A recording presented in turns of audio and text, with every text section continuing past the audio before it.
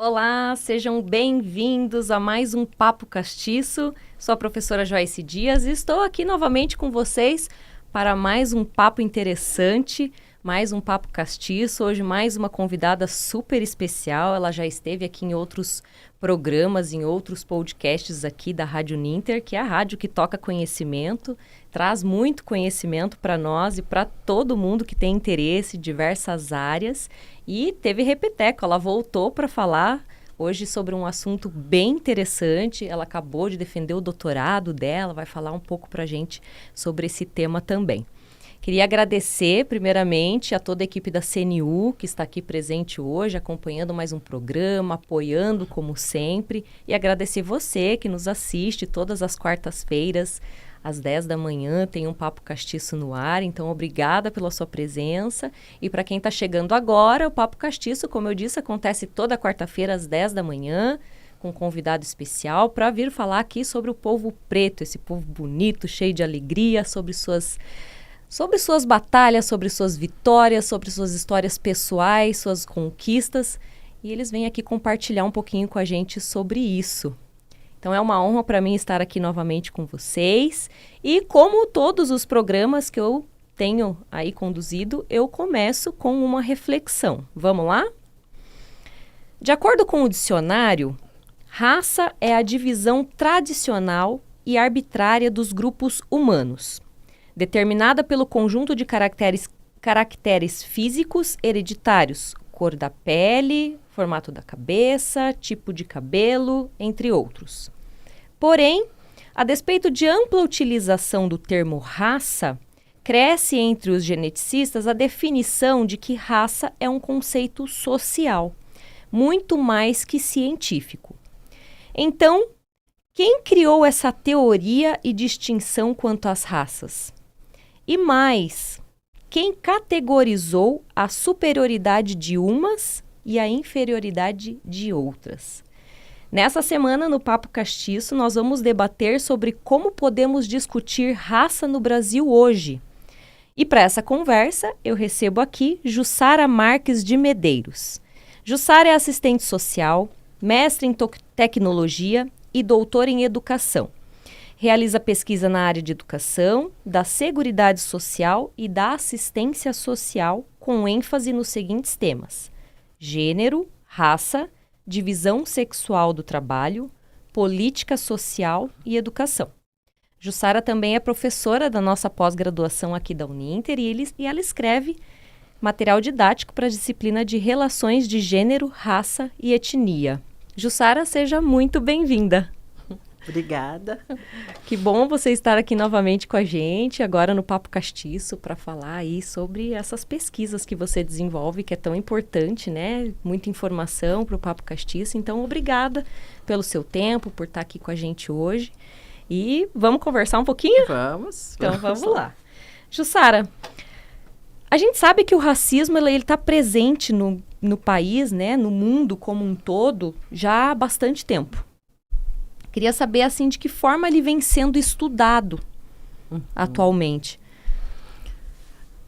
Quando a gente fala normalmente em racismo, né? Você começou trazendo, e eu sei que isso vai trazer depois essa questão, que tem uma questão social quando a gente fala em racismo.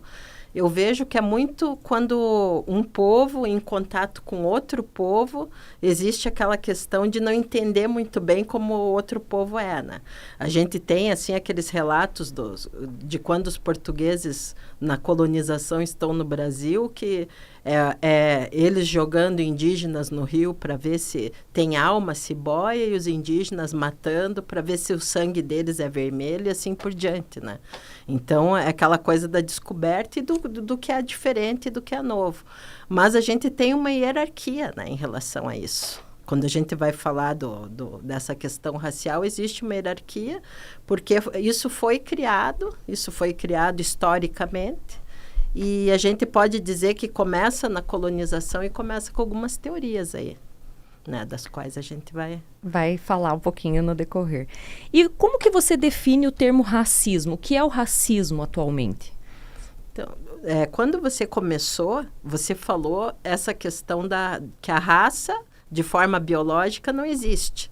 E quando a gente vai estudar relações étnico-raciais, normalmente é um argumento que as pessoas usam, né? Não existe raça, todo mundo tem o mesmo sangue, e a gente fica batendo na questão racial.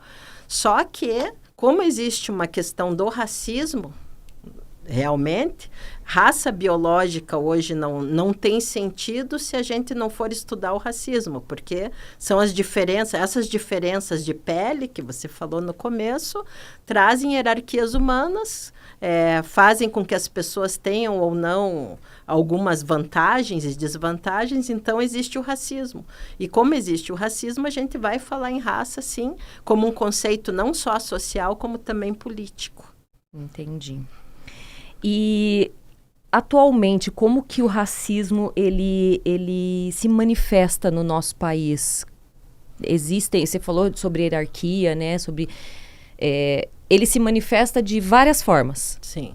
A gente tem vários dados hoje que mostram como ele se manifesta e várias frentes, né? Então, nós temos jovens de 18 a 29 anos, que os dados mostram que morre muitos negros, meninos negros, nos fins de semana, e muito mais a população negra, a gente se referindo como um todo. As mulheres negras, na sua maioria, né, mais ou menos um perfil de 68% a 70% de mulheres negras estão nos serviços domésticos, até hoje, porque a gente tem essa questão da casa grande, quando a mulher negra sai da casa grande, e existe aquele desejo de embranquecer no Brasil a população, são trazidos os imigrantes, mas as donas, né, essas mulheres negras não têm para onde ir. E elas acabam permanecendo nas casas grandes, se tornando domésticas. A famosa história da mãe preta, que é aquela mulher negra que é preta, de alma branca, né? Que se falava nos livros aí que a gente acompanhava, né? De história. Elas vão permanecer como domésticas, e até hoje grande parte do trabalho doméstico são das mulheres pretas. Inclusive até não só nos livros, mas a gente vê em filmes e novelas, né? Que a maioria das mulheres negras elas estão sempre na mesma posição, que é sempre servindo, né? Eu acho que também vem daí. Não, e brigando, né? Por isso, a gente tem atrizes aí que brigaram por esse lugar, né? Em relação a esse lugar sempre de doméstica, que a gente vê. E as outras questões, também é uma questão, né? Na TV, assim, de se manter. Existem pessoas que estudam a questão dos livros didáticos, porque os livros didáticos, especificamente, eles mostram sempre a população negra naquele trabalho servil.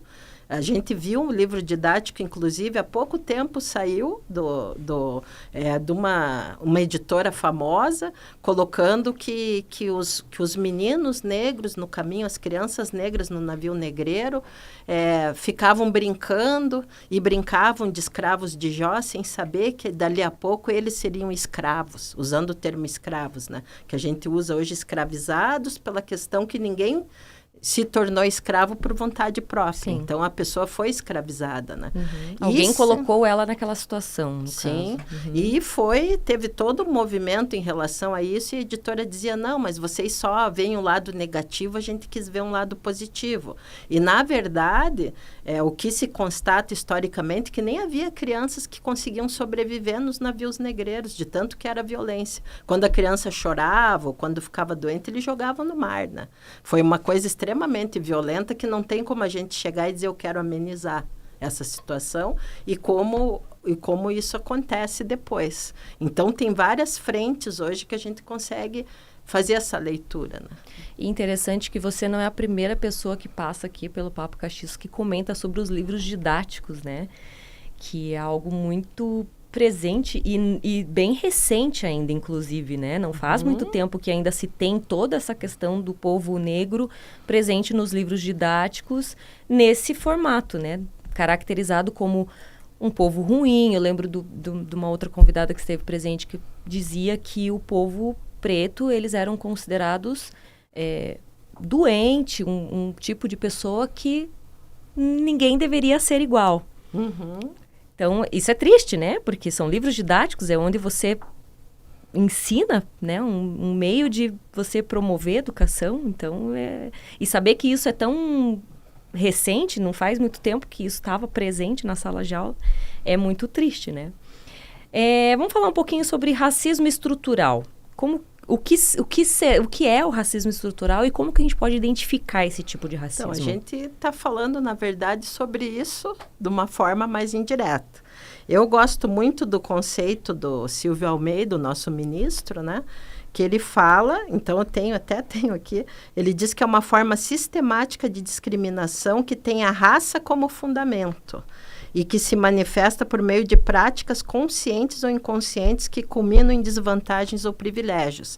Então, quando a gente fala que é uma forma, porque a discriminação seria assim, um dia, por exemplo, você discriminar, seria uma coisa mais leve, mas ele fala que isso vai advir de um racismo que já tem dentro de uma estrutura da sociedade. Você pode ter várias questões de discriminação por várias situações no dia a dia, mas o racismo estrutural ele vai se manifestar por essas práticas a partir desse fundamento racial que tem. Então, quando você tem uma visão de que o negro é ruim no livro didático, quando você tem uma visão, às vezes trazida pela tua família, ou pelas imagens que você vê sempre em papel subalterno, ou quando você vê a África, sempre aquela questão das pessoas amarradas, ou lá cuidando do senhor, ou seja, como for, você vai criando essa questão da raça como fundamento. O que é normal na sociedade é o branco, não é o negro.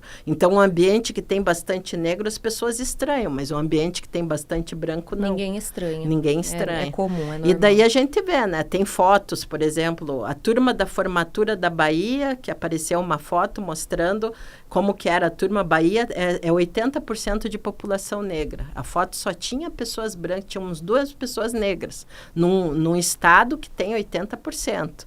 Aí, no Rio de Janeiro, tinha uma foto dos garis. Assim, uma foto com os garis que tinha 99% dos garis eram negros. Uhum. Não que a gente esteja falando, mas a gente fala dessa coisa dos privilégios, né? E das profissões que acabam trazendo um pouco mais dessa coisa da subalternidade, ou que a pessoa tem, assim, algumas questões, né? A profissão são profissões mais pesadas, a pessoa acaba não tendo acesso à escola. Então, cada vez mais vai diminuindo, né? Entendi. E, Sara, como que hoje, na cultura, na questão cultural, como que o racismo se reflete? Na questão cultural também é uma tendência que hoje tem também das pessoas começarem a desenvolver as coisas que são características do negro, né? Então, por exemplo, o negro, quando assume seu cabelo e caracteristicamente vai sair em algum lugar, a gente vê questões na escola, a professora mandando pentear, como se fosse uma questão do cabelo ser cabelo de bombril, as características físicas, a pessoa ser chamada de macaco, que está muito, né, nos jogos de futebol. Sim, está muito presente, né, ainda. É o que me assusta, né? Com tanta gente falando sobre, ainda não é suficiente para inibir essas pessoas ou para educar essas pessoas, sim, né? Para eles se tocarem, desculpa o termo, mas eu acho que é mais ou menos isso, né? Não, e o que assusta mais a gente é a questão dos jovens, né? Sim. Porque os jovens negros, assim, tendencialmente, a gente viu aí as várias questões de violência com eles em mercados, em shoppings, de pessoas que foram mortas, né? Por isso que é racismo estrutural, porque a estrutura da sociedade tem essa visão negativa e isso você chega ao ponto assim que você tem um risco pela tua vida. Sim. Então, a pessoa que tem o filho negro, e daí se a gente vai falar do hip hop, eu tenho um filho negro que adora hip hop, sabe? Você como mãe, você sempre está assustado, você não sabe se a polícia teme pelo não que vai acontecer. Sim. Teme pela vida das pessoas, e as mães negras, muitas vezes, ter que chegar para os filhos e dizer, se algum policial te abordar, não fale nada, não faça gesto brusco, porque você vai dar a impressão que você quer pegar uma arma, você pode levar um tiro. Chega num ponto assim, quando você vai falando com as outras mães negras, chega nesse ponto. Compartilham desses tipos de medos que, na verdade, não deveriam existir, né? Você deveria ver, sim, a polícia, no caso, um exemplo, como pessoas para te proteger e não para te ameaçar. Né? Exatamente. Acho que mais ou menos isso. E a impressão que dá é que a própria sociedade empurra para que isso aconteça, né? Quando você fala no racismo estrutural, é que criam-se situações para colocar essas pessoas lá, o que não deveria ser assim. Sim.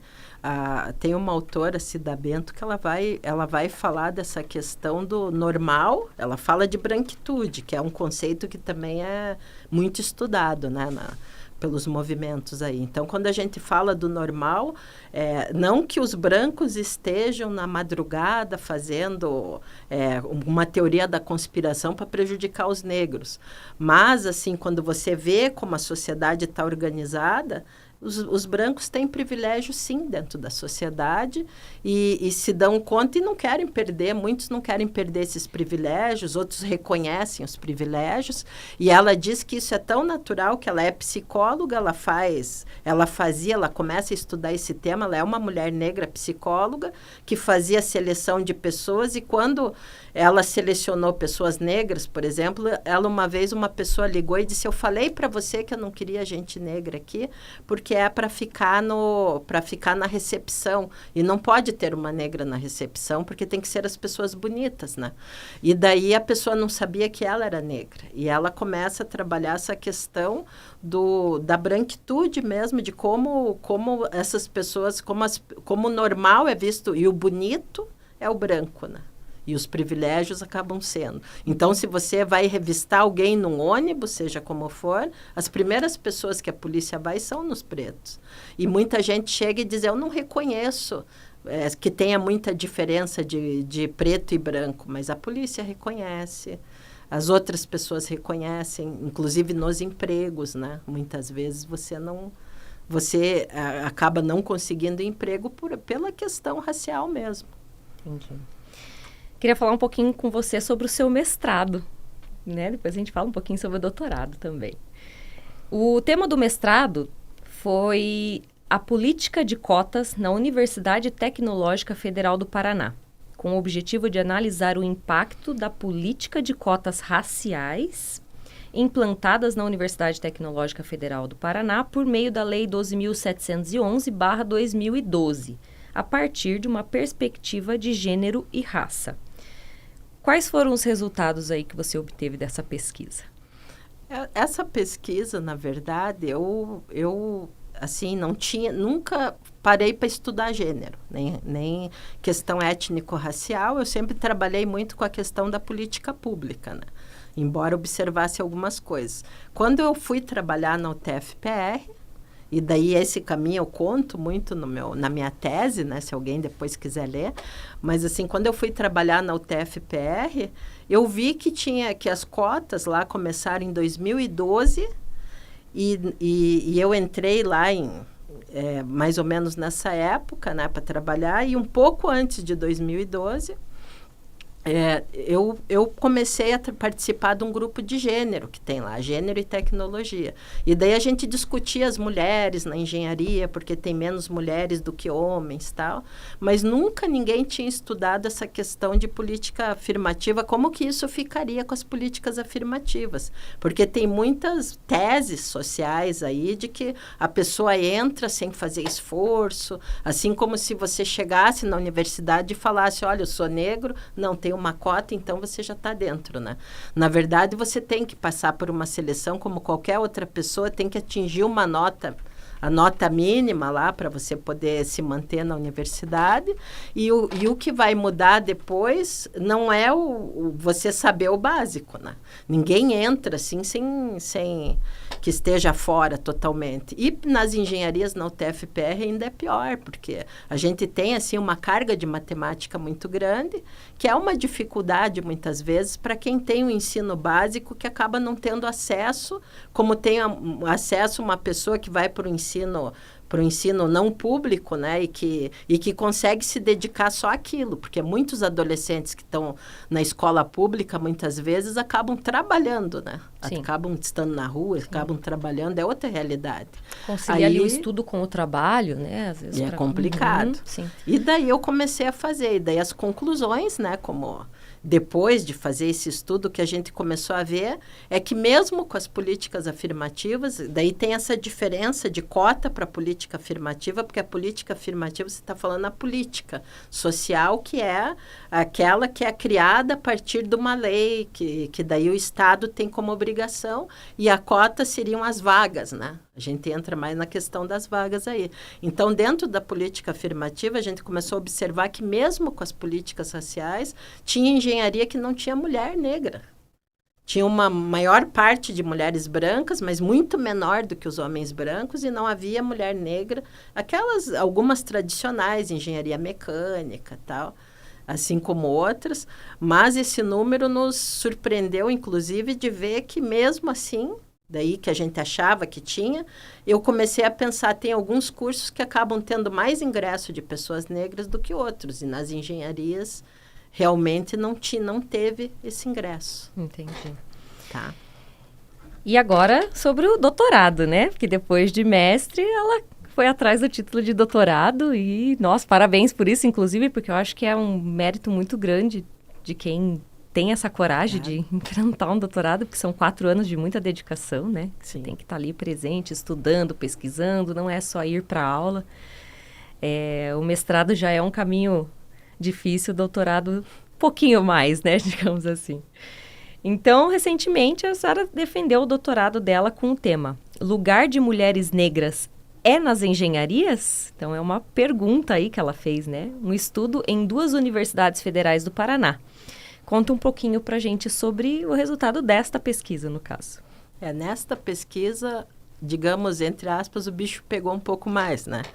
Porque quando eu entrei, eu queria dar continuidade para aquela pesquisa anterior, mas aí eu estava em outra universidade e meu orientador, na época, jogou o desafio. Disse, você não quer ver as duas, comparar? Porque uma já é... Então, o trabalho que a gente teve foi fazer essa... Assim, quando você trabalha com pesquisa comparativa, você tem as especificidades de cada uma e tem aquilo que é comum. E o que tinha em comum era a política de cotas e tal.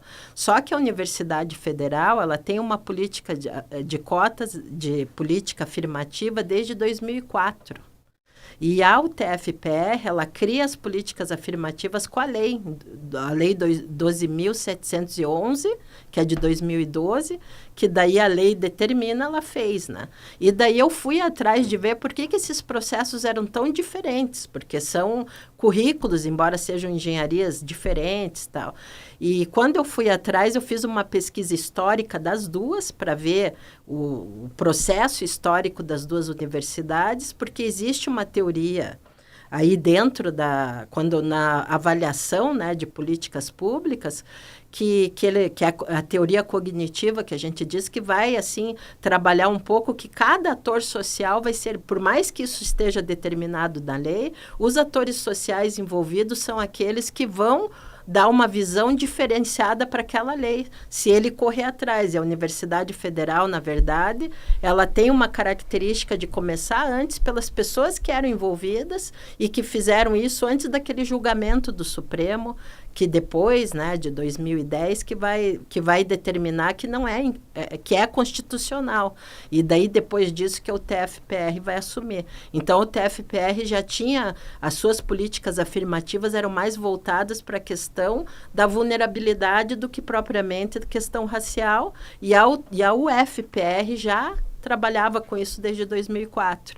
E daí, quando você vai comparar as duas, vai aparecer algumas diferenças aí, que são muito específicas, mas, por exemplo, a UFPR já tem um número, assim, mais equilibrado de homens e mulheres nos cursos do que a UTF-PR, que ainda tem um número de homens muito maior, embora tenha muito mais engenharia. Então, na Federal do Paraná, você notou que tem uma presença de mulheres maior do que na tecnológica. Na tecnológica. E os textos que eu li, porque daí li várias coisas, o que a gente vê? Que que daí eu fiz uma pesquisa lá que a gente faz uma revisão sistemática, que também dá você pega todos os artigos daqueles anos. Muito trabalho, uma revisão sistemática. Né? E o meu orientador é expert nisso, então tinha que caprichar, né? Mas menos mal, porque ele te orientou bem os caminhos, né? Porque uma coisa é você fazer uma pesquisa sistemática sem muita orientação e outra é você ter alguém ali. A gente teve todo...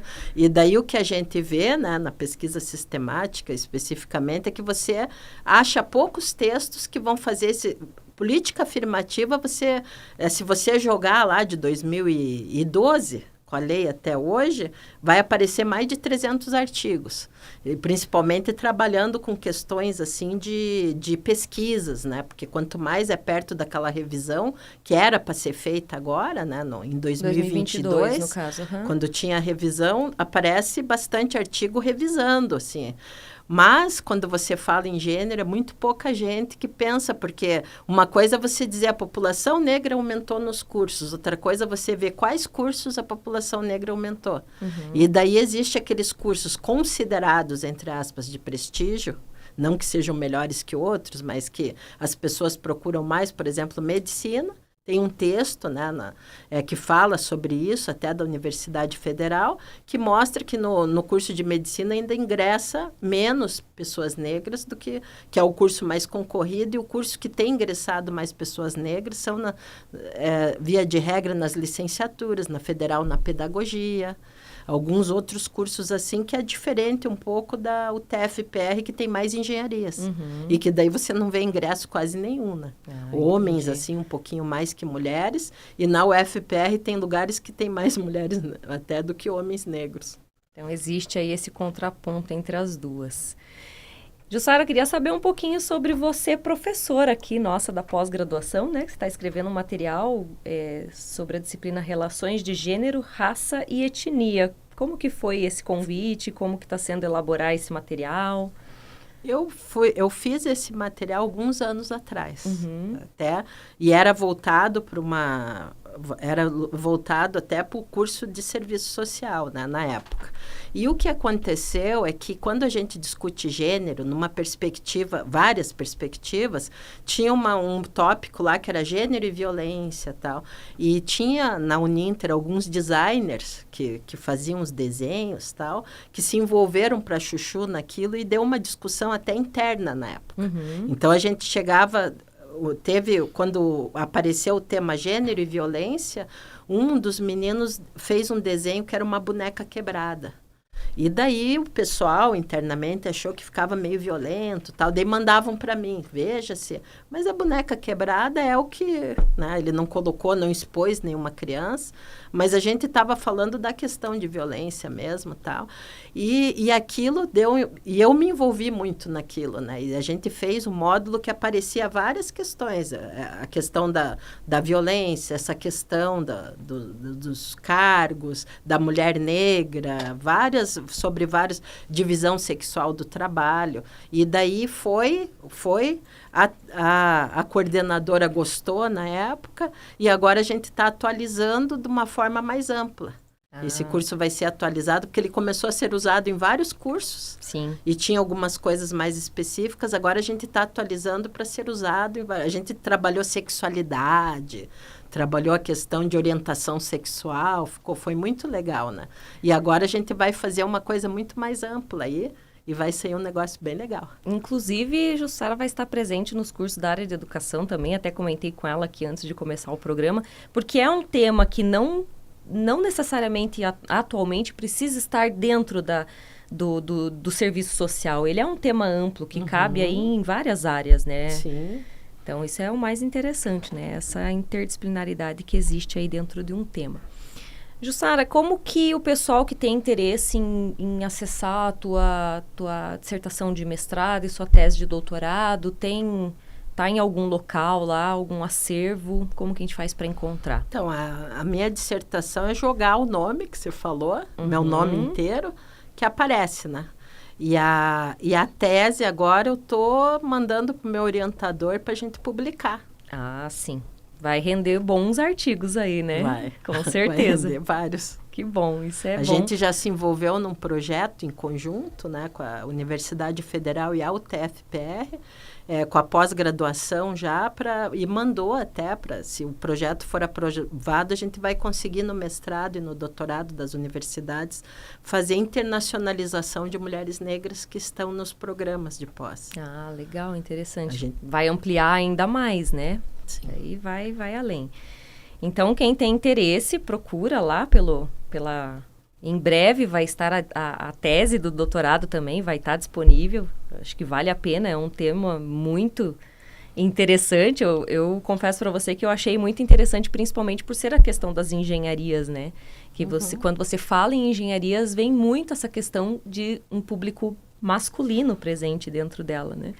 E que bom que você estudou isso e trouxe esses dados para a gente, porque é lugar para qualquer pessoa estar, né? Sim, uma das coisas que eu não falei, que eu acho que é interessante, é que eu tive um desafio muito grande na minha tese de doutorado, porque na dissertação eu trabalhei com gênero, utilizei a John Scott, utilizei aquelas autoras, a Safiotti, que fala também da questão da divisão sexual do trabalho, da violência e tal. E quando chegou no doutorado, eu me apaixonei muito pelas teóricas decoloniais, que são as teóricas, muitas não conhecidas, né, pelo público. A Maria Lugones, que é uma teórica argentina que vai trabalhar com o conceito de gênero, falando um pouco dessa diferença da mulher negra. A gente tem a própria Lélia Gonzalez, que é uma teórica brasileira muito conhecida, inclusive a Angela Davis falou, né, vocês vêm ver mas vocês têm aí uma teórica que eu me baseio, que seria a Lélia Gonzalez, e ela tem um livro muito legal. Ela traz alguns conceitos como um feminismo afro-latino-americano. Ela fala do ladino, afro, ela mistura a palavra África com latino-americano, dizendo que a gente é um fruto disso, mas existe um processo de denegação que faz as pessoas quererem negar isso no Brasil. Porque aqui, devido ao racismo científico que se instalou, existe a coisa da democracia racial, de achar que as pessoas, que todo mundo é igual, que não existe raça, que não... Mas é um conceito político. E a Lélia Gonzalez é muito legal, né? Assim, a leitura dela. E daí houve um desafio na minha banca de qualificação, que eu tinha que usar a análise dos gráficos que eu coloco o gráfico, que o meu marido... que é engenheiro, né, me ajudou muito com a questão dos gráficos lá, e daí eu tinha que fazer análise daqueles gráficos usando a questão do decolonialismo, porque eu coloquei elas na análise teórica, que era um desafio. E daí eu uso conceitos dela nos gráficos. Então, ficou aquela coisa aquela análise super metodologia científica, assim. Comprovada, né? Europeia, né? Entre aspas, mas fazendo uma análise usando, teoricamente, as referências decoloniais. Isso é interessante, porque daí ela não traz só números, né? Existem fundamentos aí por trás dos números. Isso é muito interessante. Jussara, a gente está caminhando para o final do nosso Papo Castiço, né? Eu sempre falo que tudo que é bom dura pouco, inclusive conversas boas também duram pouco. Queria abrir o espaço para você deixar um recado, que você quiser, agradecer, né? E se despedir do pessoal que está nos acompanhando agora. Eu tenho que agradecer, né, a oportunidade. E uma das questões, assim, que eu aprendi muito nesses últimos anos, nesses estudos que eu tenho feito, é que a gente tem muitos autores, tem muita gente que escreve no Brasil, né, que no Brasil, aqui no nosso espaço latino-americano não conhecido, que é um desafio mesmo procurar conhecer mais as nossas fontes aqui, que a gente tem fonte muito boa também que a gente pode estar usando nesses estudos, né? Então, eu espero bastante, né, que todo mundo possa acompanhar a nossa pós depois. Sim. E possa estar procurando essas teóricas e estudando dentro dessa concepção que a gente tem aqui, que é muito forte, porque a gente tem um racismo muito específico brasileiro. Não é o mesmo racismo dos Estados Unidos, que todo mundo fala, mas muitas vezes ele acaba sendo pior porque ele é muito mais sutil. Quer dizer, lá você sabe o chão que você pisa. A pessoa vai lá e diz, você é lá e eu aqui. E aqui as pessoas, não existe e tal, mas daí você não consegue estar naquele espaço. Aquele racismo por ser velado negro, ali, aquela né? coisa velada que existe, sim. e que a gente tem que começar a pensar nisso, né? Exatamente. Tá? Então, agradeço muito, né, o espaço para poder apresentar a minha tese e até a próxima aí. Isso mesmo, até a próxima, porque convidados assim como a Jussara são sempre bem-vindos, não só no Papo Castiço, daqui a pouco ela pode estar em outro programa falando um pouco mais sobre a tese do doutorado, né? Pessoas assim com conhecimento e dispostas a compartilhar esse conhecimento, a gente sempre fala, né? Conhecimento a gente não pode guardar pra gente, a gente tem que compartilhar. Então, minha vez de te agradecer mais uma vez por estar aqui com a gente na bancada do Papo Castiço, falando sobre esse tema tão interessante, por você estar envolvida com essa causa também, né? A gente precisa de pessoas que estejam dispostas para estar envolvida nessas causas, isso é de extrema importância. Então, obrigada pela presença. Obrigada a você que nos acompanhou em mais uma manhã de quarta-feira. Convido já para a próxima quarta-feira estar aqui com a gente de novo. Vai ter mais um convidado especial, com certeza, para vocês conhecerem a história. Eu me despeço, agradeço a presença de todos, espero vocês e até lá.